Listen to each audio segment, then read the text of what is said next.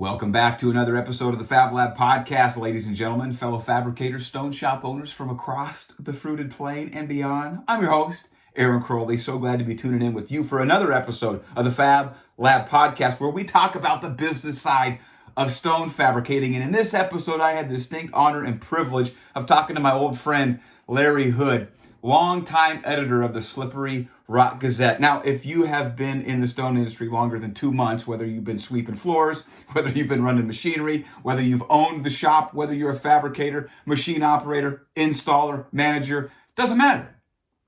You've most likely sat at a lunch table, been in a break room, perhaps been in the bathroom, or maybe just seen a copy, an issue, run across your desk, an issue of the Slippery Rock Gazette. It is the longest standing trade publication for the stone industry in existence. Now, Larry, as the editor of the Slippery Rock Gazette, is at a very unique vantage point. 25 years at a trade publication, a printed trade publication that has never missed an issue in 25 years. And that's saying something. When you look back over the last, say, 15 years of the stone industry, there's a couple of trade publications that don't exist any longer. There's another one that used to be printed, but now has mostly gone digital. The Slippery Rock Gazette is still there. You're going to hear Larry's interest, his desire, really his heart and sincere, genuine regard and empathy for the industry, and not just the industry, but for the owners, for the fabricators, for the installers. He genuinely cares about the industry. And it comes through in every episode, in every issue, in every copy of the Slippery Rock Gazette. And so I just found this to be such a fascinating and interesting conversation to go way back to the beginning of this trade publication, where it started, and how it has navigated and stayed relevant over the last 25 years. It's so cool. Ladies and gentlemen, fellow fabricators, I know you're going to enjoy this episode. I know you're going to enjoy this conversation that I got to have with Larry Hood. Enjoy. Larry, welcome to the Fab Lab podcast. Thank you, Aaron. Thank you very much for inviting me. What a treat and what a pleasure to be able to have this conversation after our history that goes back a number of years, and now to be able to have this conversation for the rest of the industry to hear. I have really been looking forward to this podcast. So thank you for coming on. Thank you. Thank you again for having me. I'll try to tell you everything I know. Well, I'll do my best.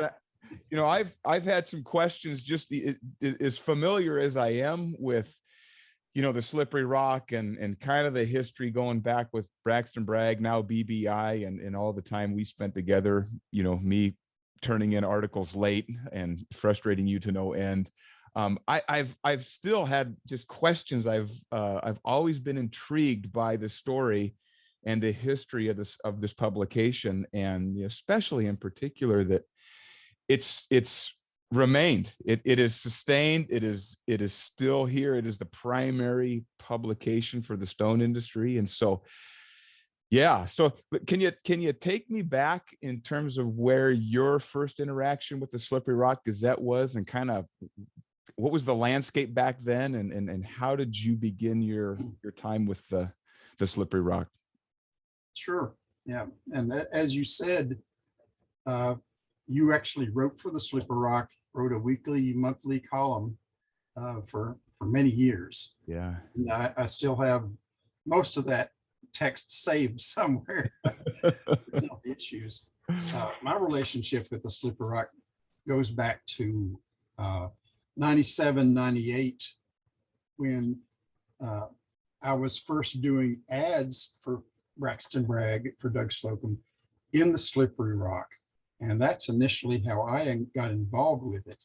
Of course, Slippery Rock was Doug Slocum's brainchild, his love child. And he wrote for it for many years. He would do an editorial in every issue that he could.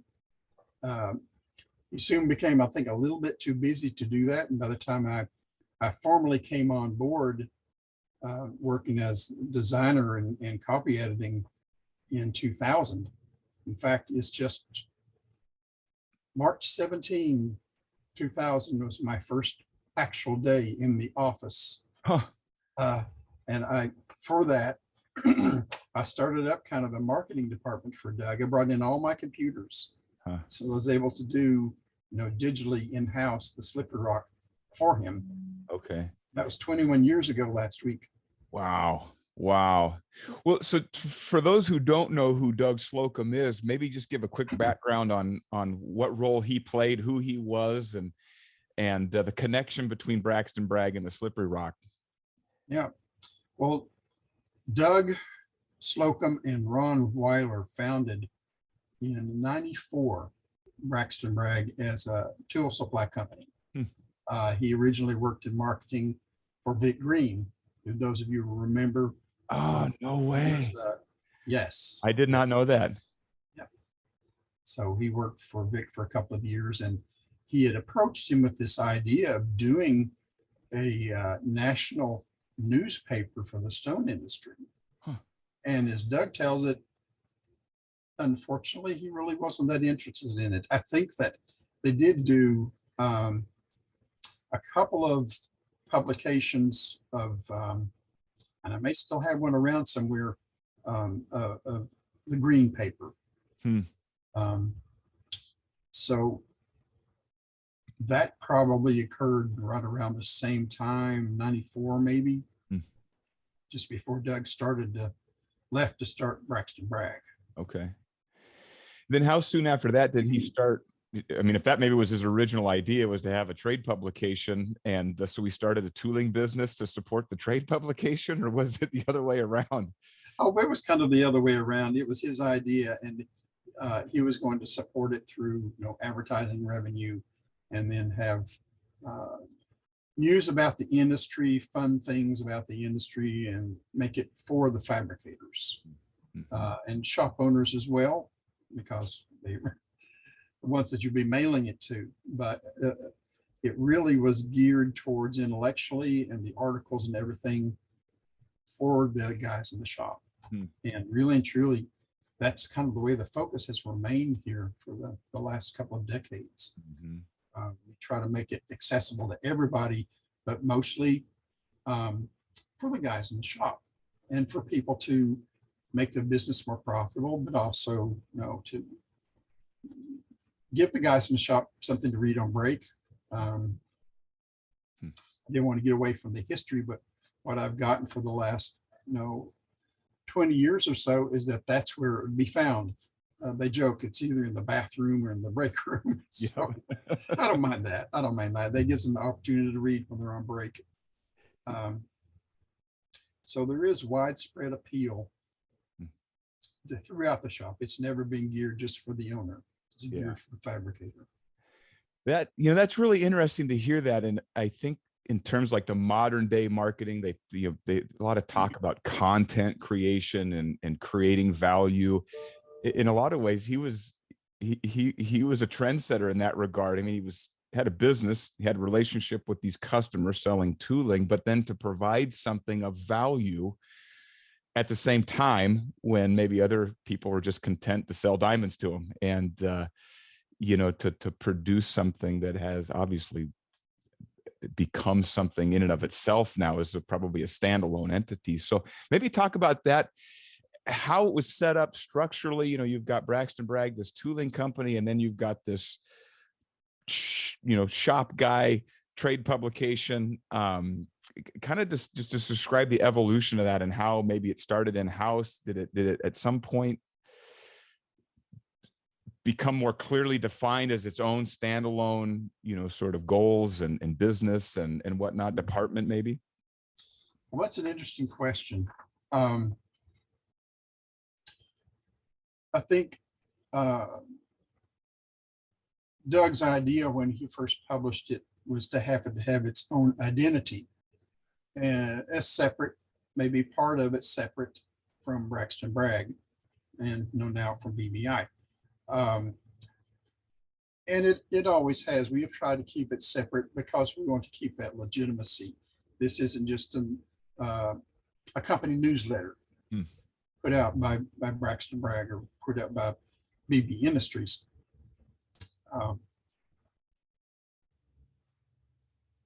And I've tried very hard over the years, the last 2 decades that I've worked with it to have it keep its own identity. Hmm. There have been times when we struggle with that, but by and large, and now BB Industries helps support us. They've always helped support us in that they have the connections too with the manufacturers, and we try to support that. And the advertisers and the inventors like you, Aaron, in the industry, we try to speak about what they have done and the good things that they have brought to the industry. And sometimes that relationship started with Braxton Bragg, like your relationship with Braxton Bragg. Yeah. And it's from those connections that we were able to form a lot of the connections to our writers, to our contributors, because they're a big part of the industry. Some of them been a big part of the industry for many years, like Mike Bonstone. He's written for us about studies about glue, the best types of glue, just to get into something that's really prosaic, but most guys have to work with every day.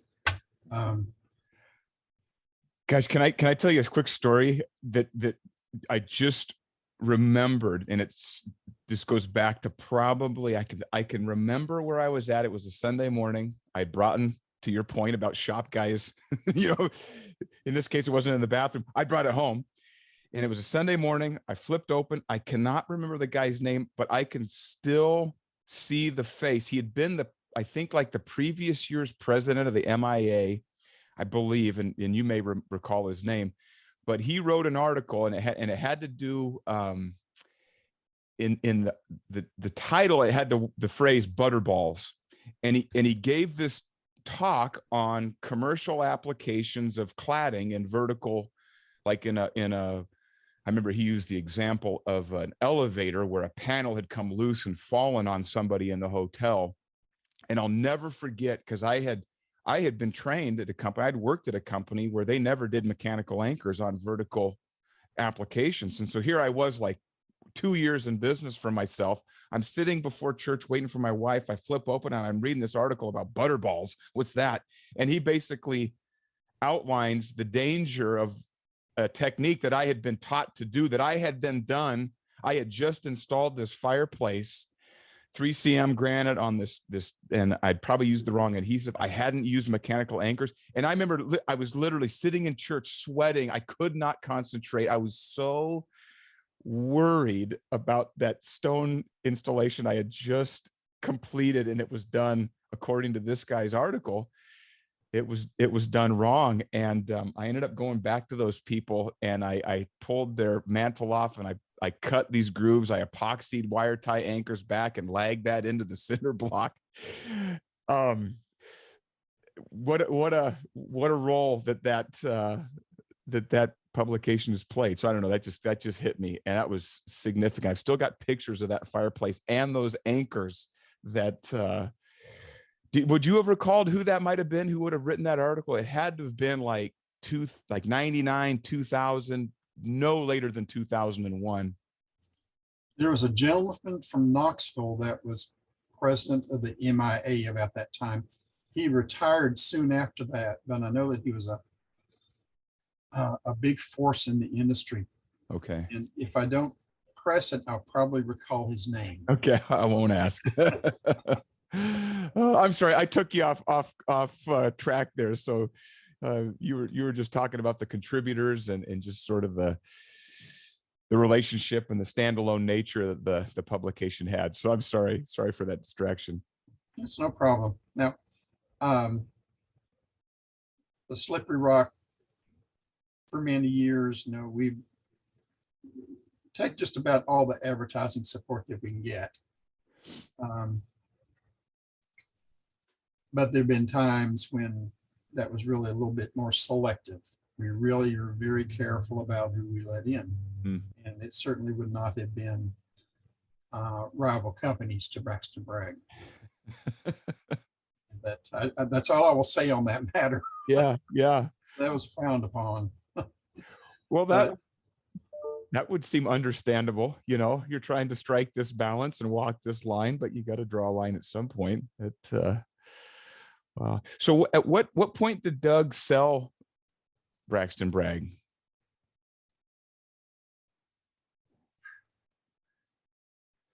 It was just before the industry downturn, so 06, 07, Okay. I believe. I can look back here on my bookshelf and probably find a more precise date, but that was about the time that he got out. Okay. So he'd had it for 10 years, 12 years. Okay. How did that affect the Slippery Rock? What did that transition look like?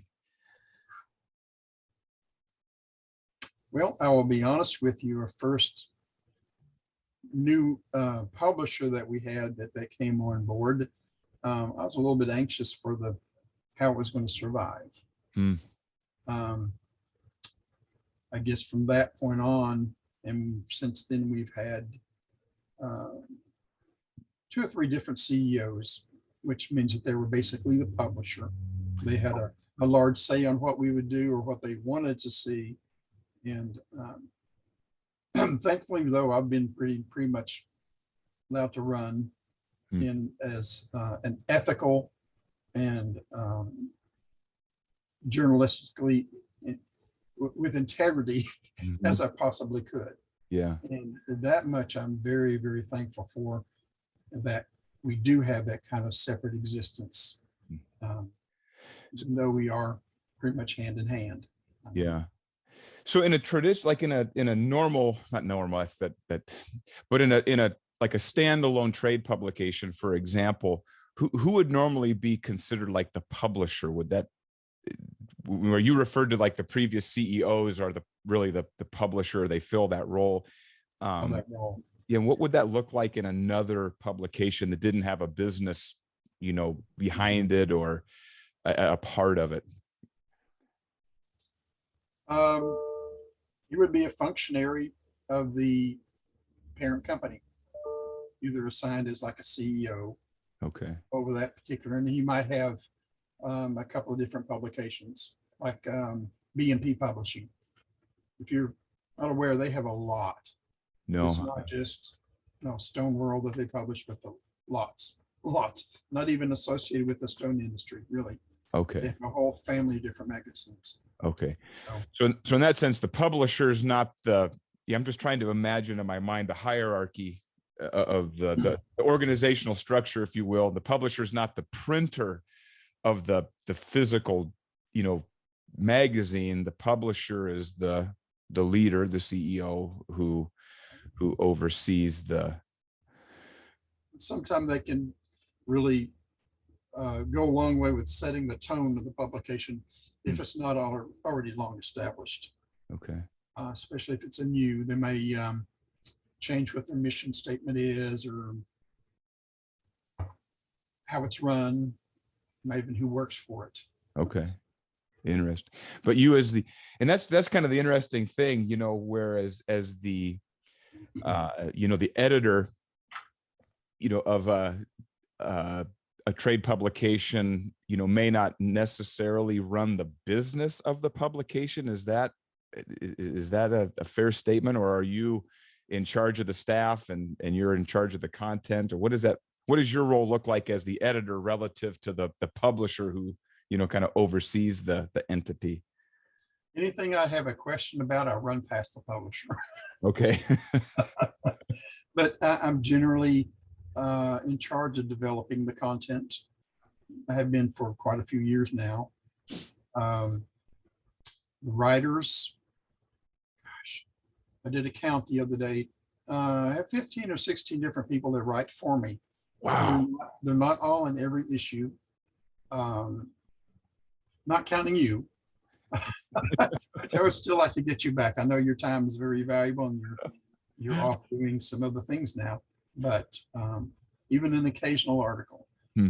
So I have 15 or 16 different people associated with the industry or that write for the industry that out of there, I might have 10 different people included in each issue. That's kind of a rough number looking back at my last couple of editions. Okay. So that's a lot to wrangle. Hmm. Um, I cannot imagine wrangling 10 of me every month, what that has got to be like. you have no idea. Oh, I have to say that they're really jewels, and they have helped to make Slippery Rock what it is. And that includes people like Fred Houston, Mm-hmm. Ed Hill, Ed Young, a couple of folks that write for naturalstone.org. Karen Kirk published a lot of her work over the last couple of years. She's a geologist, and that's added an interesting perspective to what the learning aspect. A lot of guys that get into this are more mechanics than geologists. Mm-hmm. Even the people that have the quarries, they're not so much geologists, as mechanics, Yeah. manufacturers, engineers. So I have people from all aspects of the industry. One of my principal writers, I'll mention him by name, Peter Marcucci, Mm-hmm. started writing for me. I want to say a little over 12 years ago, but I think it's longer than that. Okay. And a lot of people that have come up that I gave them a chance writing, just like I gave you a chance writing. Uh-huh. I think I was pretty gentle editor as far as that goes. Peter has a background in the industry. He was a fabricator and a CNC operator and a sawyer before, like a lot of people, that got to be physically, I think, a little too much for him. Mm-hmm. On something that was kinder to the body. And you just wanted to write. So over the years, if I look back at my author file, probably I've had a couple of dozen people that have come and gone as writers, and I'm always looking for contributors. I just put that out there. Yeah.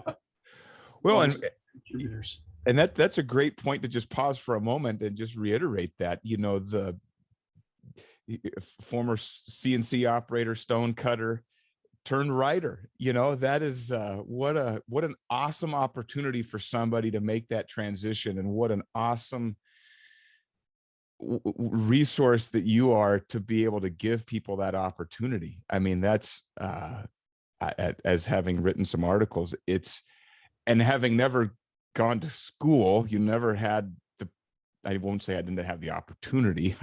I just don't think that's what I was cut out for per se. But for me personally, to be able to say that I had an article published was a huge deal. I mean, a huge deal to me, just personally, in terms of my own, sort of evaluating my own career choices, and there aren't a whole lot of feathers to stick in the cap, but that was a big one. And so I'm very grateful that you gave me that opportunity. It sounds like you'd give other people that opportunity too. I do, and I have a few folks may write only for a year or two, something like that. It really is a punishing, I would say a brutal schedule, but I would say to somebody, if they wanted to get into it, like I have some fairly recent writers, contributors, is that we'll look at doing every other month. It's something that is a little bit more approachable than having a deadline every 2 or 3 weeks. Mm-hmm. And that's essentially what we've done. Or what I have done for the past couple of decades is we have a deadline every 3 weeks, basically. It just doesn't stop. Yeah. And the Slippery Rock has never stopped. We kept rolling forward all these years, really. And unstoppable, I would like to say, but no, we have not missed an issue in all the years that I've been here. Wow.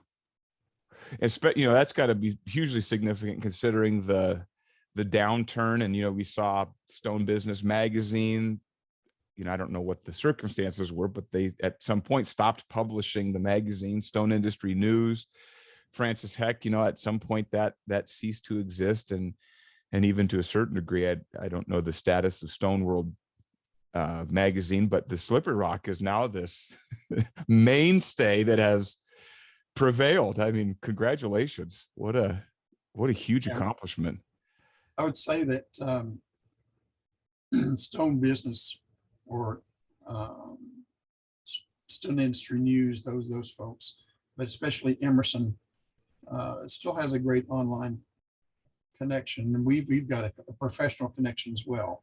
Great. So we try to support each other in what we do and Yeah, getting news out there.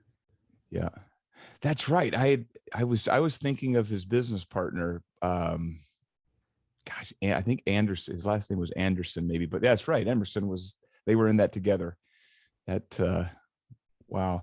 So I got a question. There seemed to me at one point, and I don't necessarily know the era, but that there was I perceived a shift that there was a transition towards more technical articles where there was always humor in it, but there was a season where I've always imagined, like, it seems like some decision was made to shift, maybe sort of away from some of the jokes and the tongue-in-cheek writing that was always, enjoyable, where it kind of gave way to more of the business and the technical side of the industry, and more, I don't want to say professional, but just was that a fair representation, or did that shift occur, or was that just in my own mind? No, I think I know what you're talking about. And when I first started, our editor was Francis Heck. You mentioned him. Yeah. He published Stone Industry News for a while after he left here, and I only worked with him for a couple of years here, and after he was gone, and then it was me and a lady named Stacy Wingo, who came in as a marketing coordinator for Braxton Bragg, and we ran it basically. We ran it, and essentially after quite a while, I'd say a little less than 10 years, Stacy went on to do other things, and it all fell in my lap. But I would say the year after Francis left, which would have been 2002,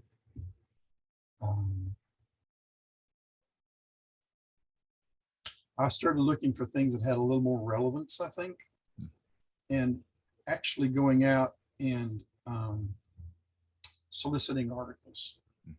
Unfortunately, that's something that my predecessor didn't do. He took what fell into his lap basically and ran with it. Okay. And so we tried to make it a little more professional. That was what I was trying to do at the time too for Braxton Bragg. I was their art director and tried to give them a professional face to the industry.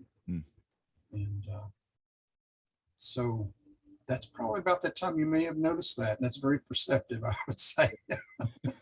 We still try to continue on with the stories and the jokes. And yeah, for a very long time, Boomer Winfrey wrote the Varmont County Chronicles for us.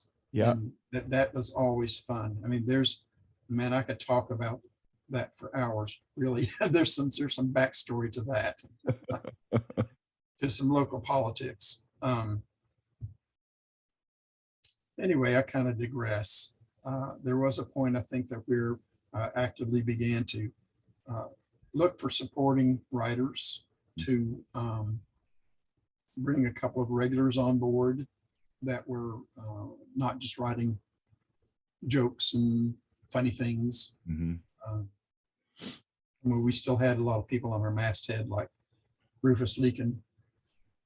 And Rufus is still with us, I'm afraid. Semi-retired. Oh.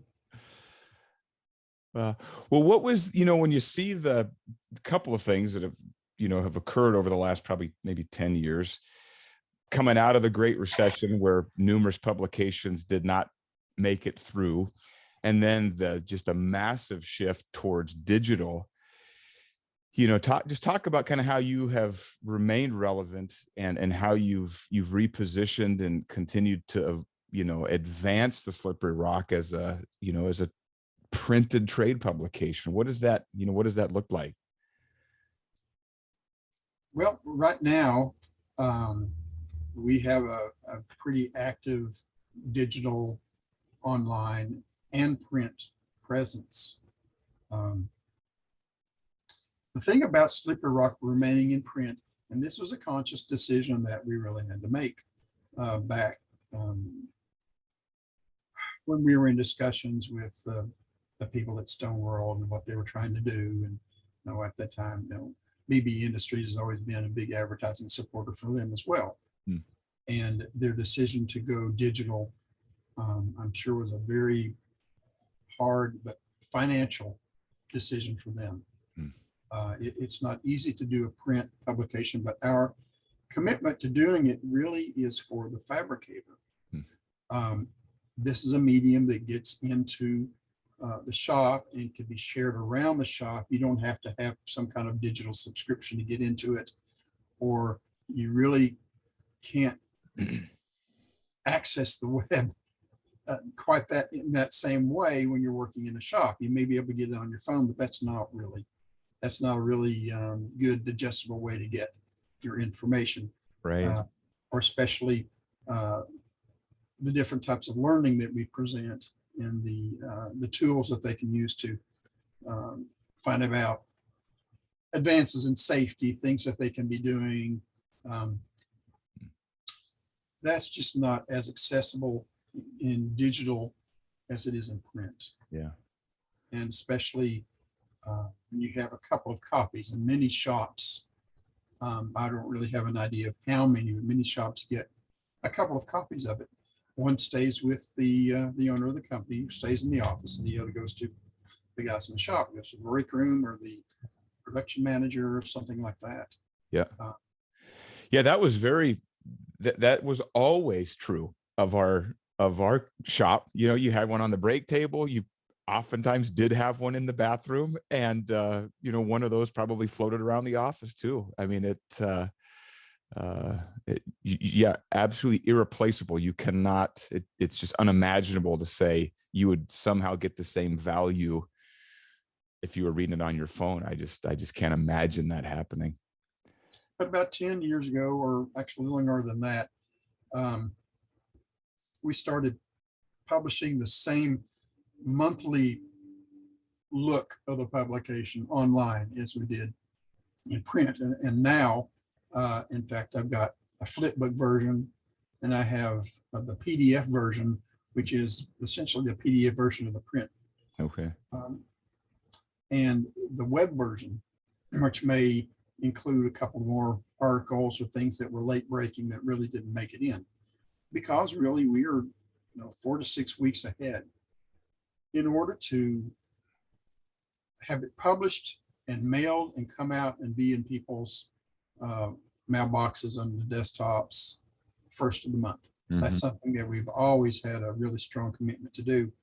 And it makes my life kind of crazy, to be honest with you, because now I'm working on May issue right now.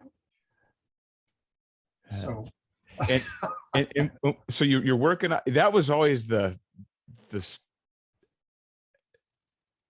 struggle, was trying to, you've got the deadline, but then you've got the mailing, and then you're always looking, you're thinking maybe a month, 2 months. What does that look like from your planning perspective? You've got the one that just hit, you've got the one that just you sent to publishing or the printer, and then you're working on the next one. How far out are you, I don't know, storyboarding or game planning? Because there's so much to every issue. I mean, there's just so much content in there to keep that straight. What is that? How do you forecast that and manage that? I would try to plan out somewhat the whole year. It doesn't always work, because the things that we would like to do, or the shops that we would like to profile and interview, it doesn't always happen. Like every issue I have like an A, B, and C, plan, but things don't work out.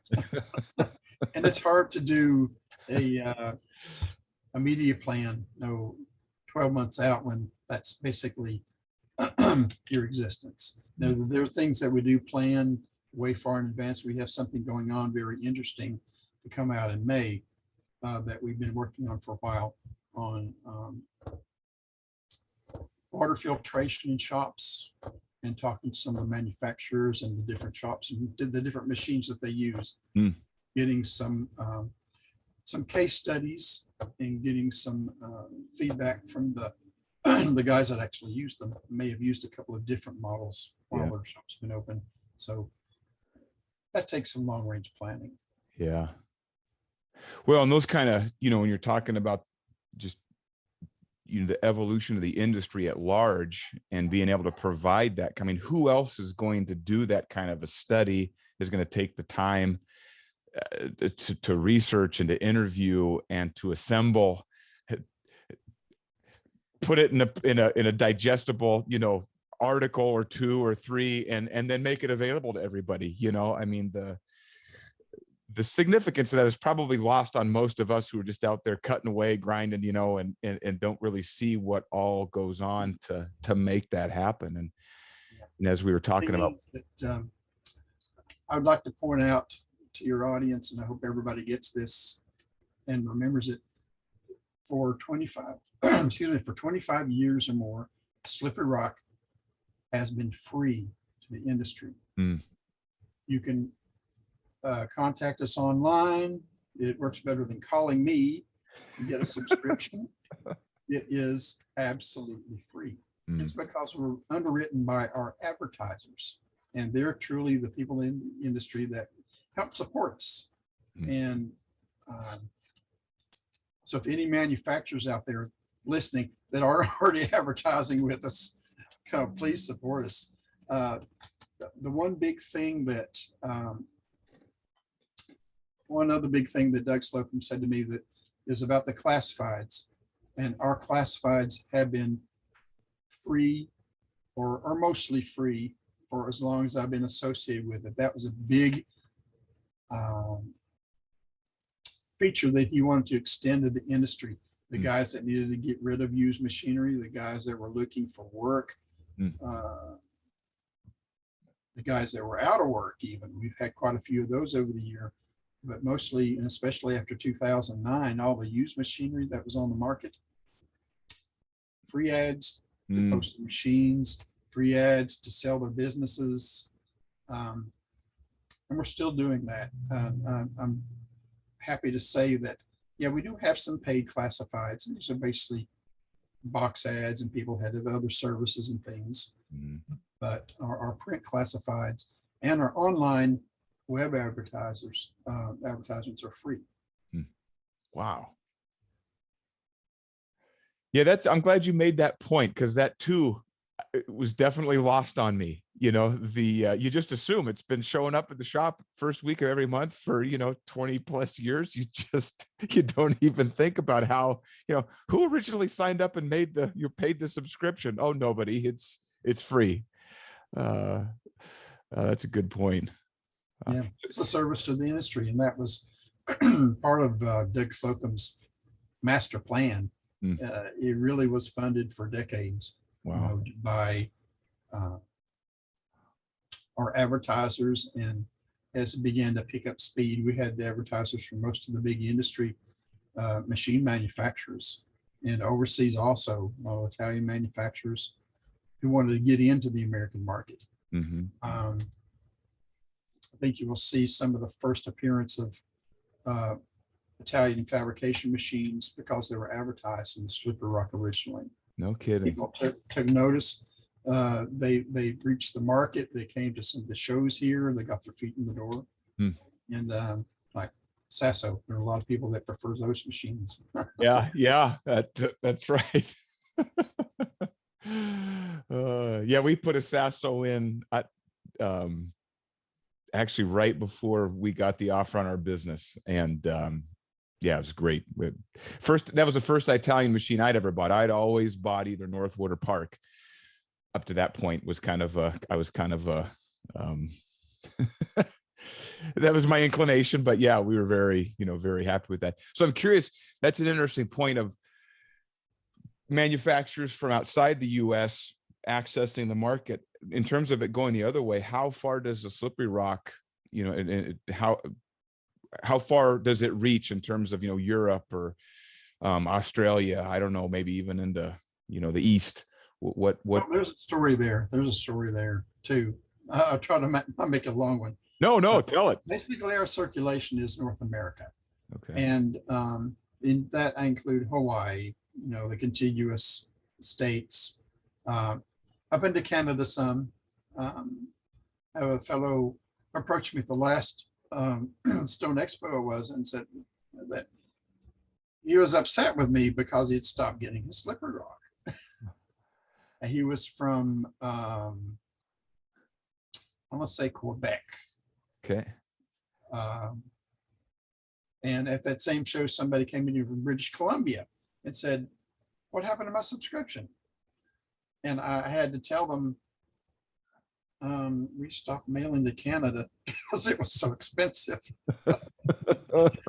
There's some still that I will send out, as a first class, special envelope, but basically US, and there are places too where BB Industries has customers outside territories like Puerto Rico and Bermuda, places like that. There's a few that have gone to Australia. And for a time, I had a great correspondence with one of the British stone industry publications, and kind of swapped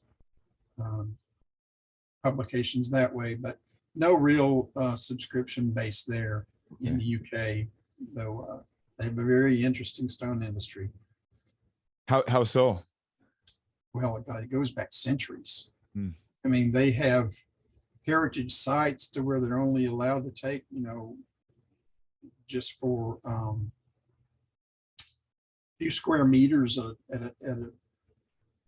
year, something that they may need to replace a stone, in Westminster Cathedral or someplace that it's got historical value, great historical value, but they're still there and they know where the stone came from. Wow. That is fascinating. So you're talking about the quarry, basically. That is so interesting. Yeah, and the same things happens here. Huh. Not too often long ago. Well, I say that it's probably within the past 10 years. We had a quarry reopen up here close to us in Knoxville, the old Knox Gray Quarry, which was a Tennessee marble quarry. Okay. And that opened back up. And I know that did an article at the time with Monica Gowett talking about getting back in there and getting some stone that was needed for something that fallen off that needed to be rebuilt. So a restoration or a replacement type thing. Wow. Yeah, and there are all the Vermont quarries are like that too. So we have a bit of that history here, but nothing like the quarries that you might find in Europe or France and England. Wow. That's fascinating.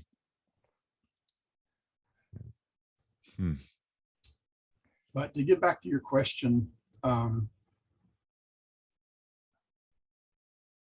one of the ways that we try to stay relevant today is that we do offer these digital versions. We realize that people are pressed for time.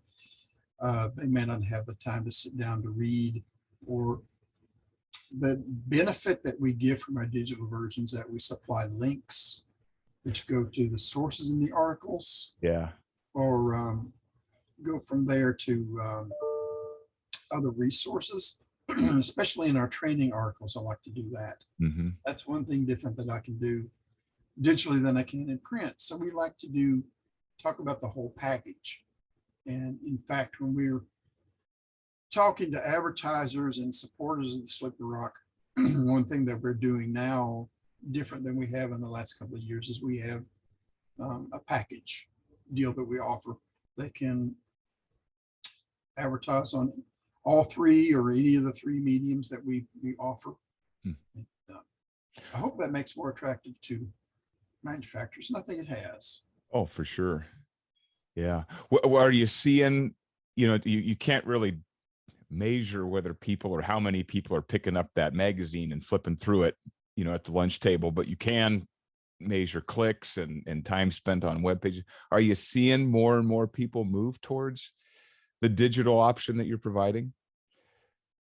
Well, I don't know, but I tell you what, during everybody was shut down during the pandemic, 19, 20, 21, we saw a huge spike. Huh. I don't know if people had more leisure time or what was going on, but a huge spike in website use.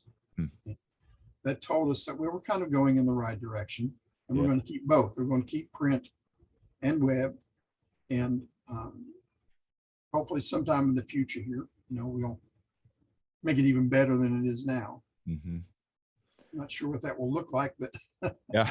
we're going to try. I'm going to try. And I'd like to say thank you to all of our faithful print readers, because they've supported us all these years, and especially the guys that occasionally even write to thank us.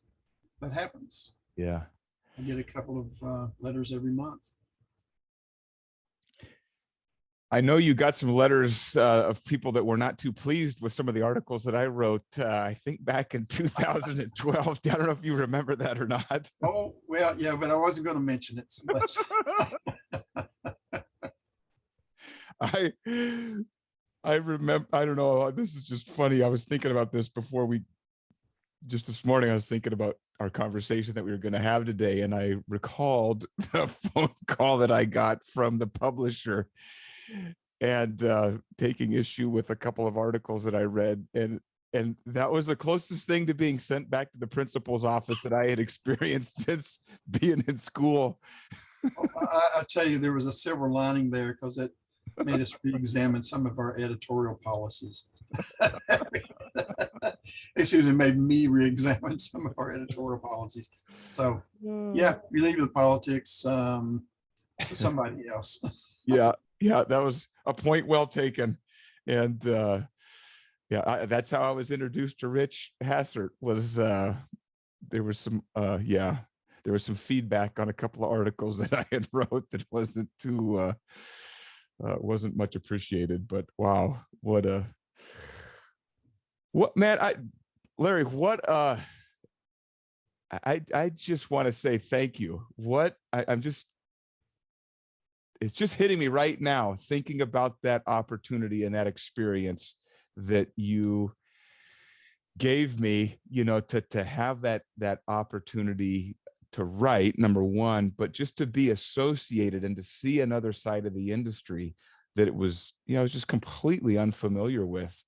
And another thought that occurs to me as we're talking about this, that opportunity to write for the Slippery Rock, I really honestly believe set a template for me because of the consistency and even though I missed some articles here and there, but I went back, I think I wrote somewhere in the neighborhood of 40 or 50 articles for the Slippery Rock.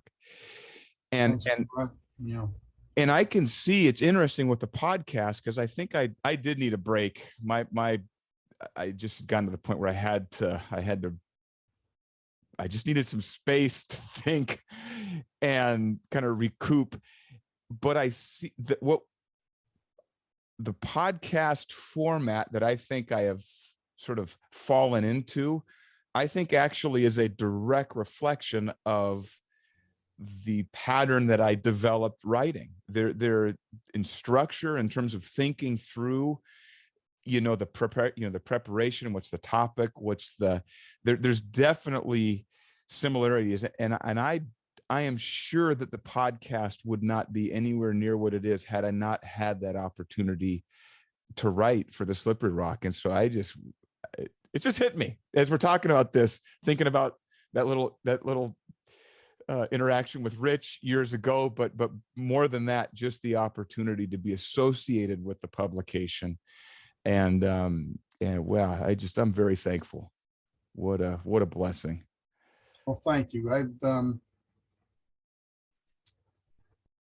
My whole attitude is I try to stay humble in what we try to do. I mean, this is really, I feel this in my heart, this is a service that we do to the stone industry. And realize that we have a lot of effect, and it's a great responsibility at times of what we publish. And I try not to think about that every month, but it is a great responsibility. And Yeah. I'm so thankful for our contributors like you over the years that have done tremendous things for the industry. And I don't know if this will be backwards or not. We talked about, you can see that. Yeah, I can see it. Thing I'd still like to do. I'd still like to get more into that. And people don't realize that what you published. Hmm. And well, if you're trying to forget about it or not. I don't know what I'm doing. Honestly, I'm still trying to figure that out. But I Well, I think think we're it's on very this. important for the industry. Less chaos, more cash. Yeah, but I think in hearing what you said in terms of the service aspect of it, which is probably something else that's, that's just good for the industry to hear when you consider the amount of work that goes into maintaining and growing and evolving, which you've obviously had to do for the publication, but to understand and hear the underlying motivation behind it, is to benefit the industry. And it's, maybe even more specifically to benefit the men and the women that are doing the work, that basically makes this industry what it is. And so I think in that respect, we have similar motivations. So I'm curious to get your thoughts on this. A while ago, you were talking about, you've mentioned Doug, the founder, but who had sold the company and Slippery Rock back in 2006. So what is that? 15, 16 years. That's a long time. And yet his impact appears to still be felt in Yes. terms of how tell me how is he able to do that to where 15 years later, you are still conscious of his original motivation and values that seems to at least play some role in guiding, how you continue the legacy of the publication? Well, one day he told me, as far as considering content of what was going in, don't publish anything that your grandmother would be ashamed to read. So that might mean that the racier things that we could print or the jokes that we could do, and I just stay away from it. I try to do what's good, what's right, not greatly adversely negative. And that's been kind of our guideline for all these years. In that way, yes, he's had a profound effect. I would like to say also that Rich Hassard, who had profound views about things, had a profound effect on our editorial stance. He was a big supporter, and I'm very thankful of that, on training and safety and getting it out there and encouraging me to pursue content and writers that could help us with that. And I'm still kind of on that trajectory to this day. It's something that I too feel is very, very important. And I will continue to push that, as long as I'm editor.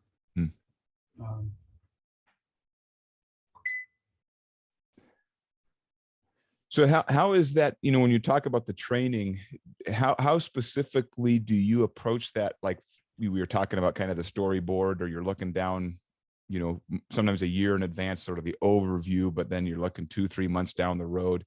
What, kind of how are you approaching that training aspect of it, just from that purposeful, strategic, standpoint, and how does that end up playing out in the actual, conversations with the writers and then what's ultimately printed, every month? Right now, a lot of what we've been focusing on as far as training is business and business optimization topics. just about every issue. We have some, or my two main writers on that. Have some ongoing series on how to streamline the business, how to make it more profitable. I have a new writer that has just come on board, and he has started a series as well of how to digitally market your business. So those are things that maybe not be aimed at the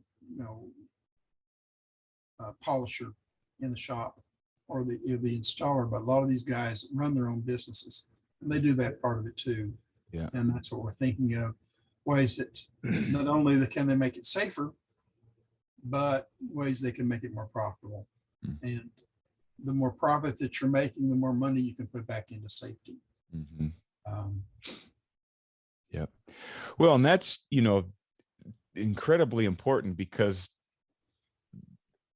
the way the industry has evolved at the fabrication shop level in the last 25 years, I'm recalling I remember reading an article by Joe Conrad. I don't know if you remember this article. It was years ago, but he's a well-known, widely regarded Portland, like old school, fabricator. His son Charlie now runs that shop, and I remember an article that he wrote, and there was one line he said, back in I don't know if it was the 80s or 90s, we could fabricate a kitchen twice and still make money because, it was so new and it was so expensive. That is not the case today. The need for the margin's just not in that for the craftsman to simply, predictably and inevitably make money fabricating. It's a different market, and the pressures that are on the business are, in my opinion, more important now than the technical side of the actual, how do you cut it, how do you polish it, how do you install it. The ability to survive and to run a business that can be sustainable, the need for that I think increases by the day. And so that training is so important. You'd mentioned a couple of the mainstay authors. Who are you referring to? Ed Young, Ed Hill, who Synchronous Solutions. Ed Young has his own business to where he goes in and trains in the shop. Go in and my newest writer, excuse me, I'm flipping through April edition. Ooh, we get an advanced look at the issue as of yet. Yes, as of yet shipped. I doubt you can read it on the screen, but gentleman by the name of Stephen Alberts, who has a company called Countertop Marketing. And basically that's what he does. He advises, he trains through his website, and it's no distance learning, how people can optimize their business to make use of what's out there as far as online marketing. Now, a lot of people, a lot of shops that I've talked to over the years have always been word of mouth. Now we do it by our reputation, and that's great. I mean, I'm not saying that you can't do that, but these days the competition is so fierce. And so what he's writing for us in April is about Google reviews. And the title of this is, you'll see it as it comes out, Google reviews are a fabricator's online word of mouth reputation. Your shop can live or die by a bad Google review. Boy, no kidding. And, a lot of the guys, the younger shop owners these days are realizing the value that they have of both their professional reputation and their online reputation. So it goes a long way. Yeah, that is, I mean, just the extraordinary value. And I know Ed Young, I know of Ed Hill. We've emailed back and forth a few times, and Ed actually guest hosted on the Fab Lab podcast in the past and did a fabulous job. In fact, his that episode, I'll just say gave my best episodes a run for their money in terms of downloads. So I may need to just have him do the podcast, but I just want to make a point here to the audience. The caliber of the content in the Slippery Rock Gazette is absolutely top level, and the range of topics that are being explained and put into terms that in some cases written by fabricators. I just want to make that point that it's not just an article here and there, it's multiple articles per issue are extremely relevant content for those who want to maintain a successful business. And it just, just to hear you talk, there's just a range of topics and the professions and the expertise that you've been able to attract to the publication is just really remarkable. Thank you. Thank you. I think my graphic designer was back that's trying to get my attention. Well, hey, I wanted to introduce him since he's the only other person really here in the office with me, besides Gina Covell, who does a lot of our ad sales, which I'm very grateful to have. It used to be the time when we were doing all of that. Wow. So we got a pretty small staff, but when I think about all the writers and contributors, we're huge. Yeah. You never know that when you look at the scope of the publication.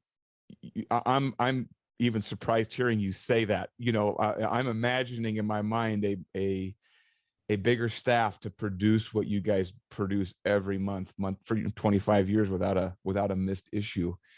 So with that being said, you've probably got stuff to get to, and I've thoroughly enjoyed this conversation, but I wanted to give you an opportunity. What would you say you're most proud of, as it relates to your time and your contribution to the Slippery Rock? What do you,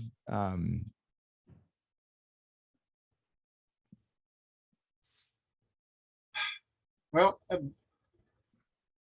that's a difficult question. I would say that if we've made a difference in anybody's business, help them to succeed, help them to stay safe, I would consider that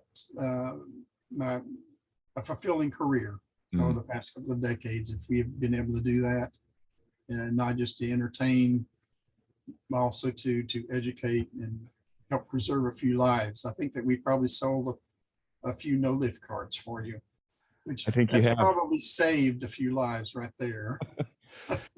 At least a few careers for sure.